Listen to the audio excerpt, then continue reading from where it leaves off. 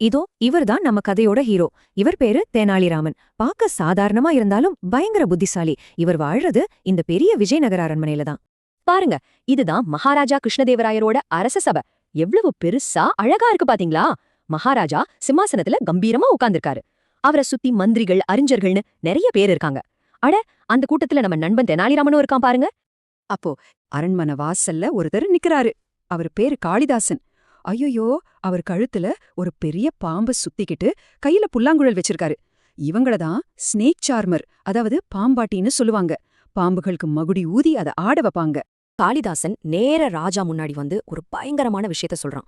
மகாராஜா, என்கிட்ட இருக்கிறது சாதாரண பாம்பு இல்ல, இதுதான் உலகத்திலே ரொம்ப ரொம்ப விஷமான பாம்பு அப்படின்னு சொல்றான். கேட்கவே நடுங்குதுல. ஆனா இங்க பாருங்க, நம்ம தெனாலிராமன் மட்டும் கொஞ்சம் கூட பயப்படாம அமைதியா ஒரு சின்ன சிரிப்போட உட்கார்ந்திருக்கான். உங்களுக்கு என்ன தோணுது? ஏன் அவன் மட்டும் பயப்படல? அடுத்து என்னாச்சு? அரண்மனையே ஒரே பீதியில இருக்கு. அப்போ ராஜா ஒரு சவால் விடுறாரு. நீ சொல்றது உண்மையா இருந்தா நிரூபிச்சு காட்டுன்னு சொல்றாரு. உடனே காளிதாசன் அந்த பாம்பை மெதுவா தரையில விட்டான். அது உடனே தலைய தூக்கி படம் எடுத்து பயங்கரமா சீர ஆரம்பிச்சிருச்சு. அவ்வளவுதான், சபையே தலகீழா மாறிடுச்சு. எல்லாரும் பயத்துல ஒரே கூச்சல் போடுறாங்க. பெரிய பெரிய மந்திரிகள் கூட பயந்து போய் சார் மேல ஏறி நிக்கறாங்க பாருங்க. ஒரே காமெடியா இருக்குல்ல இந்த காட்சி. இப்போதான் தெனாலி தன்னோட வேலையை ஆரம்பிக்கிறான். அவனோட புத்திசாலித்தனமான கேள்விகளை கேட்க போறான். ஏன்னா யோசிக்கிறது ஒரு சூப்பர் பவர் மாதிரி இல்லையா?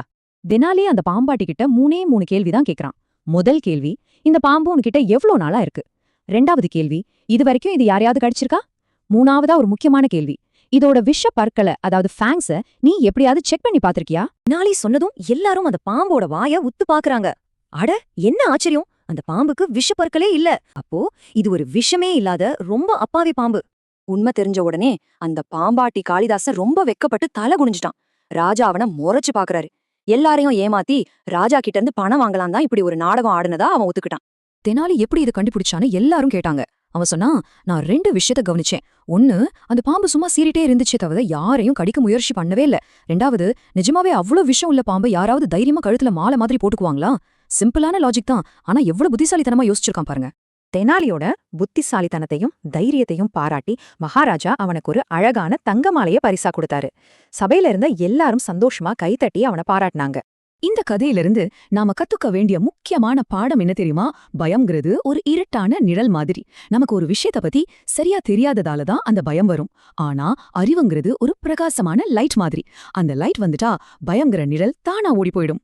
இந்த கதை உங்களுக்கு ரொம்ப பிடிச்சிருக்கும்னு நம்புறேன். இதே மாதிரி இன்னும் நிறைய சுவாரஸ்யமான கதைகள் கேட்க மறக்காம ஷைன் கிட்ஸ் ஹப்க்கு சப்ஸ்கிரைப் பண்ணுங்க. அடுத்த கதையில சந்திப்போம். பை பாய் நண்பர்களே.